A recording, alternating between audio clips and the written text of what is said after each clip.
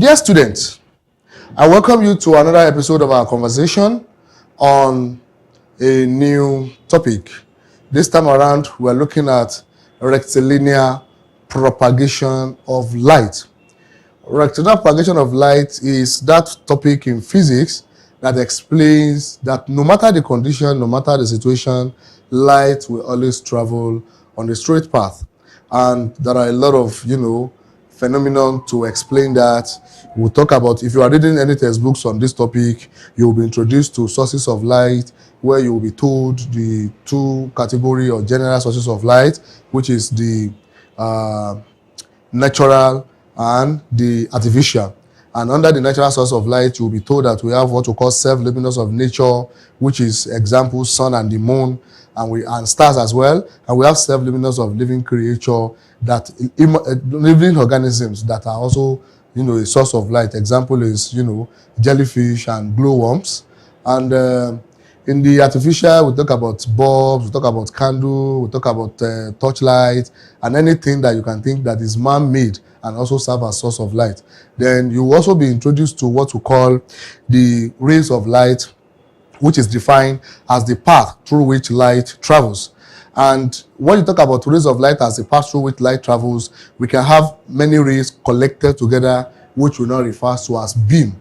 So a beam of light is a collection of many rays, and these beams has three different types. We have the convergent beam, we have the divergent beam, and we have the parallel beam. The convergent beam is the type of beam where rays of light from a common source travels and, separates into different directions. So rays of light leaves a common source and they travel into different directions. They are collective, they are beams, but they are from a source and they departed to different directions. We call that one divergent beam. But rays of light coming from different directions, coming to meet at a point, we refer to them as convergent beam. They are beam because they are collections of rays. But what type of beam? When they are from different directions and meeting at a point, coming to meet at a point, it is a convergent beam. From a common point to different direction, divergent beam. Then when many beams, travels together without any point of intersection, without any interaction, we refer to them as parallel beam. So when you leave that place, you'll also be introduced to what we call the different types of objects, as with relevant to light and human being seeing through them and light passing through them. So in that case, we have three types of objects. We have transparent objects, we have translucent objects, and we have opaque objects. The transparent objects are the types of objects that allows light to pass through them, and they also allow human being to see through them. Why? Example is my glasses here. Light can pass through the glass, and I can also see through the glass. So when light can pass through an object and human being can also see through that object is transparent. Think of any transparent object in your environment.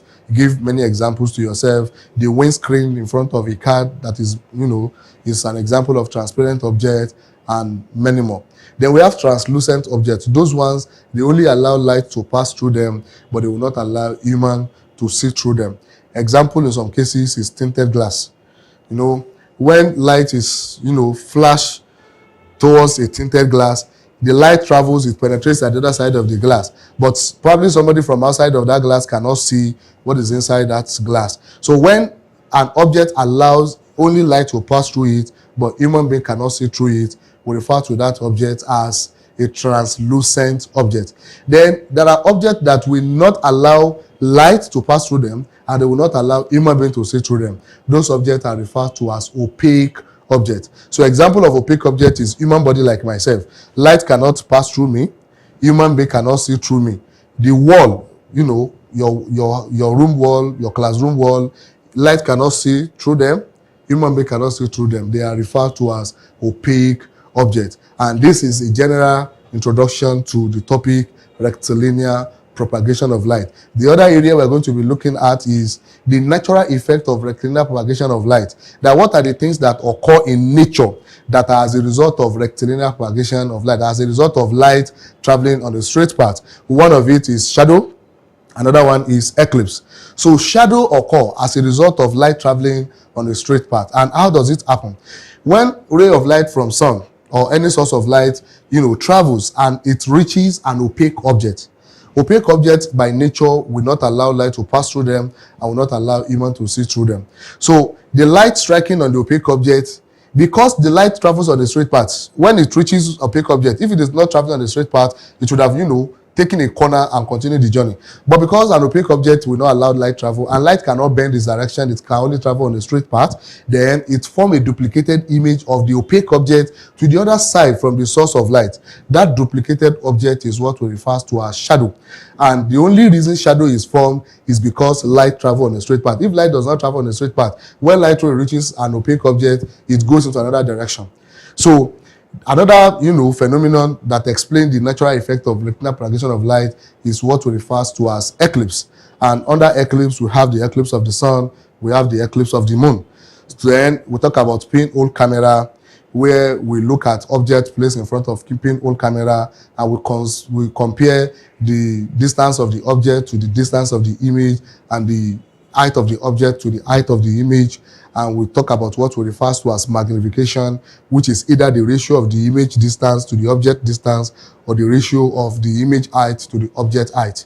So this is the general summary of the topic rectilinear propagation of light. So we'll see in the next episode where we're going to consider some past questions on rectilinear propagation of light.